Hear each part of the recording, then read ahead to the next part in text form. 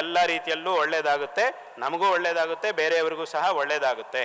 ಆದ್ದರಿಂದ ಇಂತಹ ವಿಷಯಗಳನ್ನು ಎಲ್ಲರೂ ಸಹ ವಿಶೇಷವಾಗಿ ತಿಳ್ಕೊಳ್ಳಬೇಕು. ಈ ಒಂದು ಆಚರಣೆಯನ್ನು ಪ್ರತಿಯೊಬ್ಬರೂ ಸಹ ಮಾಡಬೇಕು. ಇನ್ನು ಅನೇಕ ವಿಧವಾದಂತಹ ಸಮಸ್ಯೆಗಳು ಈಗಾಗಲೇ ಸ್ವಾಮಿಗಳು ಮಾತಾಡ್ತಾ ಹೇಳಿದ್ರು, ಬೇರೆ ಬೇರೆ ರೀತಿಯಂತಹ ಸಮಸ್ಯೆಗಳು ಇವೆ. ಅದರಲ್ಲೂ ವಿಶೇಷವಾಗಿ ಬ್ರಾಹ್ಮಣ ಸಮಾಜಕ್ಕೆ ಅನೇಕ ಸಮಸ್ಯೆಗಳಿವೆ. ಅಂತಹ ಒಂದು ಸಮಸ್ಯೆಗಳಿಗೂ ಸಹ ವಿಶೇಷವಾಗಿ ಅವರ ತಮ್ಮ ಮಾತಿನಲ್ಲಿ ಮಾತಾಡ್ತಾ ಹೇಳಿದ್ರು, ಏನೇನು ಮಾಡ್ತಾ ಇದ್ದಾರೆ ಅನ್ನೋದನ್ನು ಹೇಳಿದ್ದಾರೆ. ಅದು ತುಂಬ ಸಮಂಜಸವಾಗಿದೆ. ಈ ರೀತಿಯಂತಹ ಕಾರ್ಯಗಳು ಎಲ್ಲ ಕಡೆಯೂ ಸಹ ವಿಶೇಷವಾಗಿ ನಡೆಯಲಿ. ಇದರ ಬಗ್ಗೆ ಒಂದು ಅವಗಾಹನೆ ಎಲ್ಲರಿಗೂ ಸಹ ವಿಶೇಷವಾಗಿ ಉಂಟಾಗಲಿ ಅನ್ನುವಂತಹ ಒಂದು ವಿಷಯವನ್ನು ಈ ಸಂದರ್ಭದಲ್ಲಿ ಹೇಳಬಯಸ್ತಾ ಇದ್ದೇವೆ. ಸ್ವಾಮಿಗಳು ಸ್ವರ್ಣವಲ್ಲಿ ಮಠದಿಂದ ನಡೀತಾ ಇರತಕ್ಕಂತಹ ಕಾರ್ಯಗಳು ಅಂದರೆ ಮಕ್ಕಳಿಗೆ, ದಂಪತಿಗಳಿಗೆ, ಹೆಣ್ಣು ಮಕ್ಕಳಿಗೆ, ಇವರೆಲ್ಲ ವಟುಗಳಿಗೆ ಬೇಕಾಗಿರತಕ್ಕಂತಹ ಒಂದು ಮಾರ್ಗದರ್ಶನ ಇತ್ಯಾದಿಗಳ ಬಗ್ಗೆ ಮಾಡ್ತಾ ಇರುವಂತಹ ಕಾರ್ಯಕ್ರಮಗಳ ಬಗ್ಗೆ ಹೇಳಿದ್ದಾರೆ. ಹೀಗೂ ಅನೇಕ ಕಡೆಗಳಲ್ಲೂ ಸಹ ಅನೇಕ ಜನರು ಮಾಡ್ತಾನೆ ಇದ್ದಾರೆ. ಇದೇ ರೀತಿಯಾಗಿ ಇನ್ನೂ ಹೆಚ್ಚಿನ ರೀತಿಯಲ್ಲಿ ನಡೀಬೇಕು. ಇನ್ನೂ ಹೆಚ್ಚಿನ ಜನರು ಅದರಲ್ಲಿ ಭಾಗವಹಿಸಬೇಕು. ಪ್ರತಿಯೊಬ್ಬರೂ ಸಹ ಈ ಥರ ಒಂದು ಕಾರ್ಯಕ್ರಮ ನಡೀತಾ ಇದೆ ಅಂತಂದರೆ ತಮ್ಮ ಮಕ್ಕಳನ್ನು ಸಹ ಕಳಿಸಬೇಕು. ಅದಕ್ಕೆ ಇಂಥ ಒಂದು ಸಂಸ್ಕಾರದ ಕಾರ್ಯಕ್ರಮ ನಡೀತಾ ಇದೆ ಅಂತಂದರೆ ಮಕ್ಕಳನ್ನು ಅದಕ್ಕೆ ಖಂಡಿತವಾಗಿಯೂ ಎಲ್ಲರೂ ಸಹ ಕಳಿಸಬೇಕು. ತದ್ವಾರ ಆ ಧರ್ಮ ಜಾಗೃತಿ ಅನ್ನೋದು ಇನ್ನೂ ವಿಶೇಷವಾಗಿ ಉಂಟಾಗಲಿ, ಆ ಸಮಸ್ಯೆಗಳ ಪರಿಹಾರ ಆಗಲಿ. ಅದೇ ನಾನು ಹೇಳಿದ್ದೀಗ, ಅದಕ್ಕೆ ಆರಂಭದಲ್ಲಿ ಹೇಳಿದ್ದು, ಆ ಸಮಸ್ಯೆಯನ್ನು ನೋಡಿದಷ್ಟು ಇನ್ನೂ ನಾವು ಗಟ್ಟಿಯಾಗುವಂತಹ ಪ್ರಯತ್ನವನ್ನು ಮಾಡಬೇಕೇ ಹೊರತು ಇನ್ನು ನಾವು ಬಲಹೀನರಾಗಬಾರದು. ಆ ರೀತಿಯ ಅಂತಹ ಒಂದು ಪ್ರವೃತ್ತಿ ಎಲ್ಲರಿಗೂ ಸಹ ಬರಲಿ. ತದ್ವಾರ ಸಮಾಜವು ಇತೋಪಿ ಅಧಿಕವಾದಂತಹ ಅಭಿವೃದ್ಧಿಯನ್ನು ಹೊಂದಲಿ ಅನ್ನುವಂತಹ ಈ ಮಾತನ್ನು ಈ ಸಂದರ್ಭದಲ್ಲಿ ಹೇಳಬಯಸ್ತಾ ಇದ್ದೇವೆ. ಇನ್ನೂ ಒಂದು ಮಾತನ್ನು ಹೇಳಬೇಕಾಗಿದೆ. ಎಲ್ಲ ಮನೆಗಳಲ್ಲೂ ಗಂಡು ಮಕ್ಕಳಿದ್ದಾರೆ, ಹೆಣ್ಣು ಮಕ್ಕಳು ಇದ್ದಾರೆ. ಗಂಡು ಮಕ್ಕಳಿಗೆ ಸುಮಾರು ಮನೆಗಳಲ್ಲಿ ಏನಾಗ್ತಾ ಇದೆ ಅಂತಂದರೆ, ಗಂಡು ಮಕ್ಕಳಿಗೆ ಉಪನಯನದಕ್ಕೆ ಒಂದು ವಯಸ್ಸಿದೆ ಶಾಸ್ತ್ರದಲ್ಲಿ. ಆ ವಯಸ್ಸು ಬಂದ ತಕ್ಷಣ ಎಲ್ರಿಗೂ ಸಹ ಉಪನಯನ ಮಾಡಿ ನಂತರ ಅವರಿಗೆ ಗಾಯತ್ರಿ ಮಂತ್ರ ಇತ್ಯಾದಿಗಳನ್ನು ಉಪದೇಶ ಮಾಡಿ ಸಂಧ್ಯಾವಂದನ ಅನುಷ್ಠಾನ ಅಂತ ನಿಯತವಾಗಿ ಒಂದು ಅನುಷ್ಠಾನ ಇದೆ. ಆದರೆ ಹೆಣ್ಣು ಮಕ್ಕಳಿಗೆ ಆ ರೀತಿಯಾಗಿಲ್ಲ. ಅಂದರೆ ಈ ಇಷ್ಟನೇ ವಯಸ್ಸಿನಲ್ಲಿ ಏನೋ ಉಪನಯನವೋ ಅಥವಾ ಈ ರೀತಿಯಂತಹ ಒಂದು ಸಂಸ್ಕಾರ ಅಂತಿಲ್ಲ. ಅಂದರೆ ಉಪನಯನ ಸಂಸ್ಕಾರ ಅಥವಾ ನಿಯತವಾಗಿ ಇಂತಹ ಒಂದು ಅನುಷ್ಠಾನ ಅಂತಿಲ್ಲ. ಎಲ್ಲರೂ ಏನೋ ಒಂದು ಅವರವರ ಮನೆಗಳಲ್ಲಿ ಬೇರೆ ಬೇರೆ ರೀತಿಯಾಗಿ ಬೇರೆ ಬೇರೆ ಆಚರಣೆಗಳನ್ನು ಮಾಡ್ತಾ ಇದ್ದಾರೆ. ಆದರೆ ವಿಶೇಷವಾಗಿ ಒಂದು ಏನಾಗಬೇಕಾಗಿದೆ ಅಂತಂದರೆ, ಪ್ರತಿಯೊಂದು ಮನೆಯಲ್ಲೂ ಸಹ ಹೇಗೆ ಗಂಡು ಮಕ್ಕಳಿಗೆ ಒಂದು ವಯಸ್ಸು ಬಂದಾಗ ಆ ಸಕಾಲದಲ್ಲಿ ಉಪನಯನವನ್ನು ಮಾಡಿ ತದನಂತರ ಅವರಿಗೊಂದು ಅನುಷ್ಠಾನ ಅನ್ನೋದಿದೆಯೋ, ಅದೇ ರೀತಿಯಾಗಿ ಸ್ತ್ರೀಯರು, ಯಾಕಂದರೆ ನಮ್ಮ ಶಾಸ್ತ್ರ ಯಾರನ್ನೂ ಸಹ ಬಿಟ್ಟಿಲ್ಲ, ಎಲ್ಲರಿಗೂ ಒಂದು ಶ್ರೇಯೋ ಮಾರ್ಗವನ್ನು ತೋರಿಸಿದೆ. ನಿನಗೆ ಈ ರೀತಿಯಂತಹ ಸಾಮರ್ಥ್ಯ ಇದೆಯಾ, ಹಾಗಾದರೆ ನಿನಗೆ ಈ ಒಂದು ಮಾರ್ಗ ಇದೆ, ನಿನಗೆ ಇಂತಹ ಒಂದು ಮಾರ್ಗ ಇದೆ ಅಂತ ಯಾರನ್ನೂ ಶಾಸ್ತ್ರ ಬಿಟ್ಟಿಲ್ಲ, ಎಲ್ರಿಗೂ ಸಹ ಸನ್ಮಾರ್ಗವನ್ನು ತೋರಿಸಿದೆ.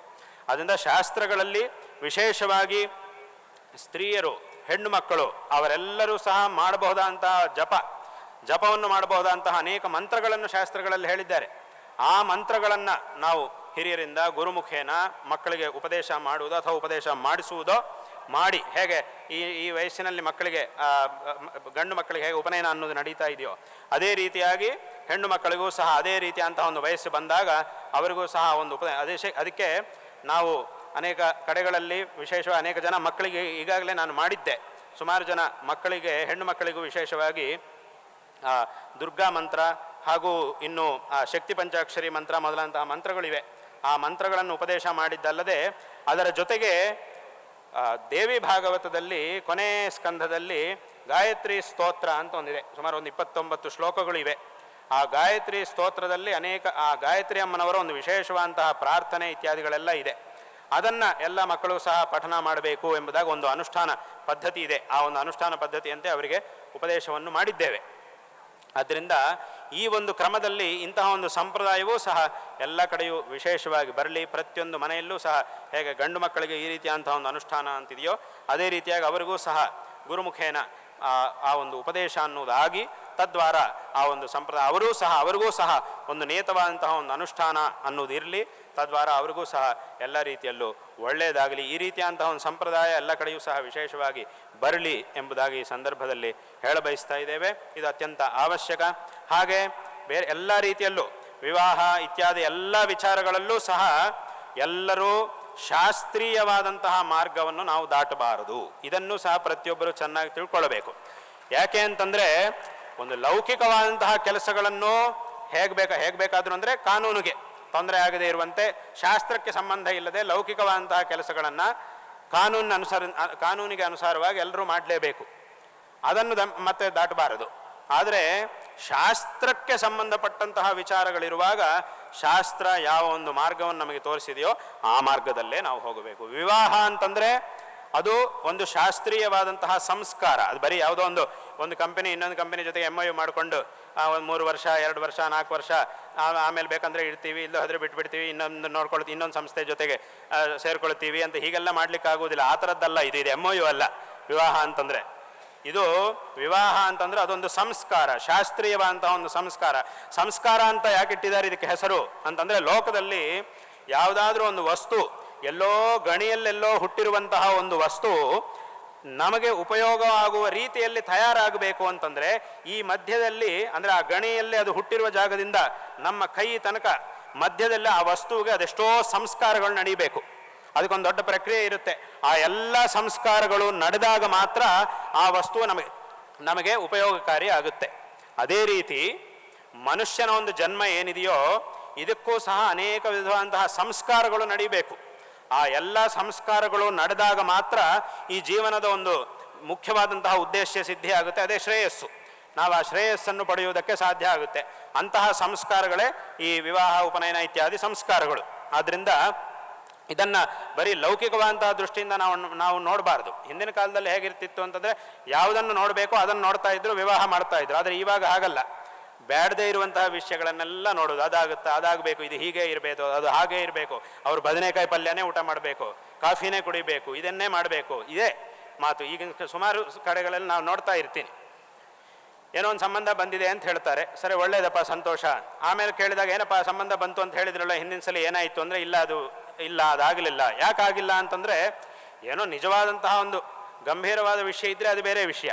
ತುಂಬ ಕ್ಷುಲ್ಲಕವಾದಂತಹ ಕಾರಣ ಆಗಲಿಲ್ಲ ಅಂತ ಹೇಳೋದು. ತುಂಬ ಕ್ಷುಲ್ಲಕ, ಅದೇನು ದೊಡ್ಡ ವಿಷಯನೇ ಅಲ್ಲ ಇದು. ಮತ್ತು ಇದನ್ನು ಯಾರು ಹಿಂದೆ ನೋಡ್ತಾನೂ ಇರಲಿಲ್ಲ.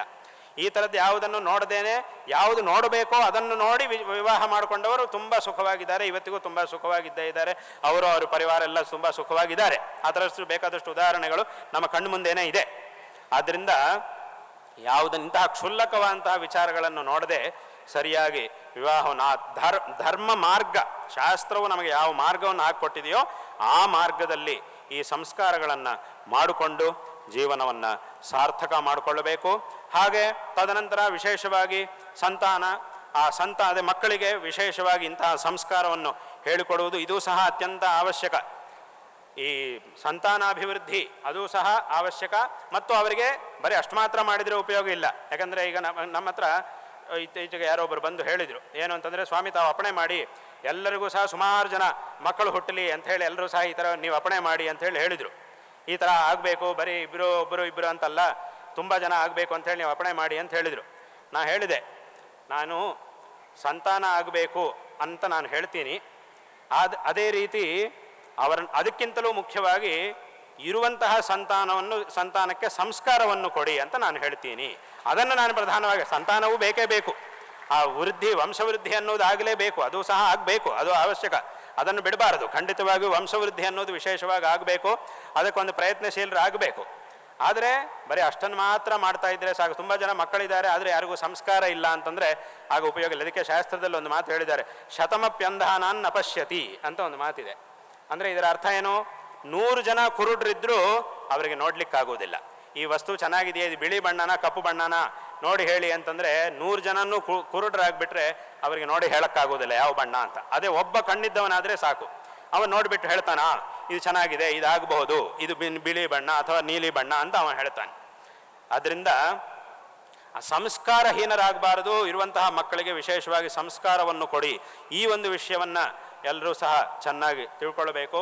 ನಾವು ಸಂಸ್ಕಾರವನ್ನು ಕೊಡೋದಿಲ್ಲ, ಬೇರೆಯವ್ರಿಗೆ ಮಾತ್ರ ನಾವು ಭಾಷಣ ಮಾಡ್ತೀವಿ, ಅದು ಮಾಡ್ತೀವಿ, ಪಾಠ ಹೇಳ್ತೀವಿ ಅಂತಂದರೆ ಅದು ಸರಿಯಾಗುವುದಿಲ್ಲ. ಆದ್ದರಿಂದ ವಿಶೇಷವಾಗಿ ಸಂಸ್ಕಾರವನ್ನು ಕೊಡುವಂತಹ ಒಂದು ಪ್ರಯತ್ನವನ್ನು ಖಂಡಿತವಾಗಿಯೂ ಎಲ್ಲರೂ ಮಾಡಿ ಅನ್ನುವಂತಹ ಒಂದು ವಿಷಯವನ್ನು ಈ ಸಂದರ್ಭದಲ್ಲಿ ಎಲ್ರಿಗೂ ಹೇಳ್ತಾ, ಈ ಪ್ರತಿಯೊಂದು ಸಂಸ್ಕಾರದ ಆಚರಣೆಯ ಹಿಂದೆ ಇರತಕ್ಕಂತಹ ಆ ಒಂದು ಶಾಸ್ತ್ರೀಯ ಪರಂಪರೆಯನ್ನು ಅರ್ಥ ಮಾಡಿಕೊಂಡು ಇದನ್ನು ಚೆನ್ನಾಗಿ ಆಚರಣೆ ಮಾಡಿ ಕೃತಾರ್ಥರಾಗಬೇಕು ಅನ್ನುವಂತಹ ವಿಷಯವನ್ನು ಈ ಸಂದರ್ಭದಲ್ಲಿ ಎಲ್ರಿಗೂ ಹೇಳುತ್ತಾ, ಶಾರದಾ ಚಂದ್ರಮೌಳೀಶ್ವರರ ಹಾಗೂ ನಮ್ಮ ಗುರುಗಳು ಪರಮಪೂಜ್ಯ ಜಗದ್ಗುರು ಶ್ರೀ ಶ್ರೀ ಭಾರತೀ ತೀರ್ಥ ಮಹಾಸ್ವಾಮಿಗಳವರ ಪರಿಪೂರ್ಣವಾದಂತಹ ಒಂದು ಅನುಗ್ರಹ ನಿಮ್ಮೆಲ್ಲರ ಮೇಲೆ ಸದಾಕಾಲ ಇರಲಿ.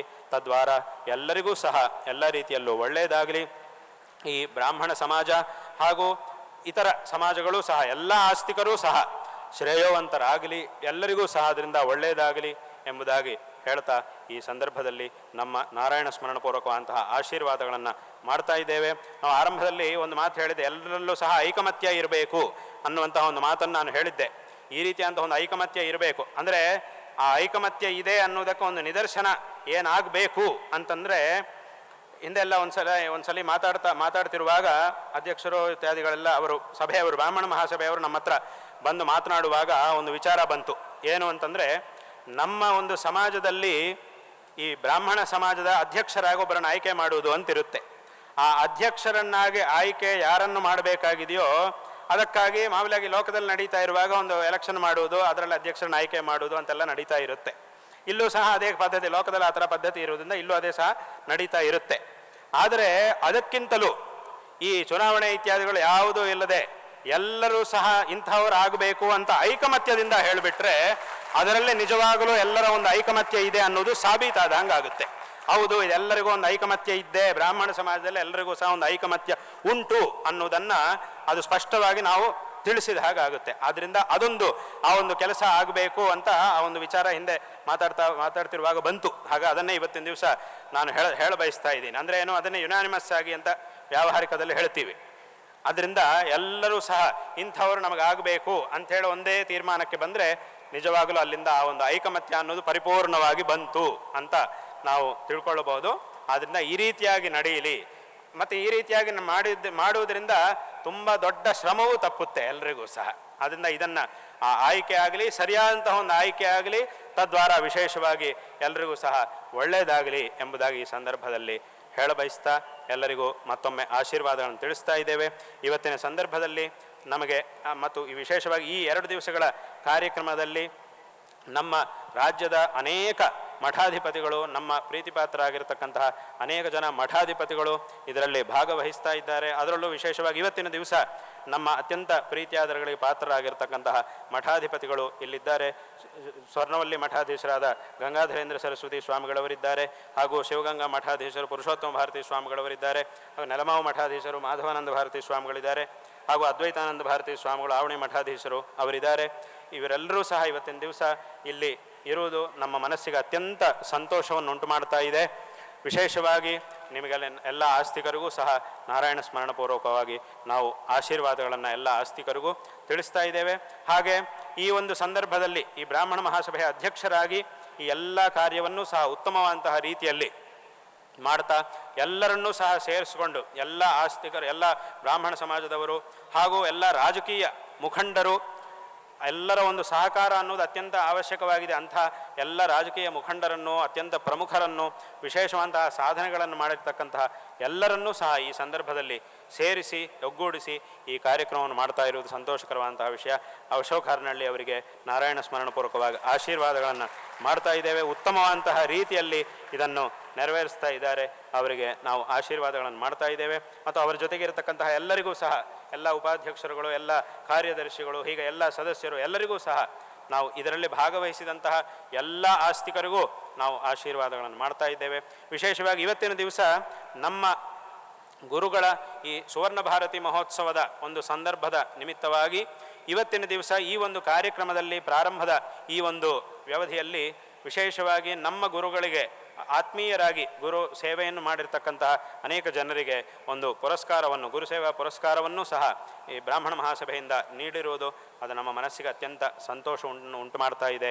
ಮತ್ತೊಮ್ಮೆ ಎಲ್ಲರಿಗೂ ಸಹ ನಮ್ಮ ಆಶೀರ್ವಾದಗಳನ್ನು ತಿಳಿಸುತ್ತಾ ಈ ಮಾತುಗಳನ್ನು ಇಲ್ಲಿ ಉಪಸಂಹಾರ ಮಾಡ್ತೇವೆ.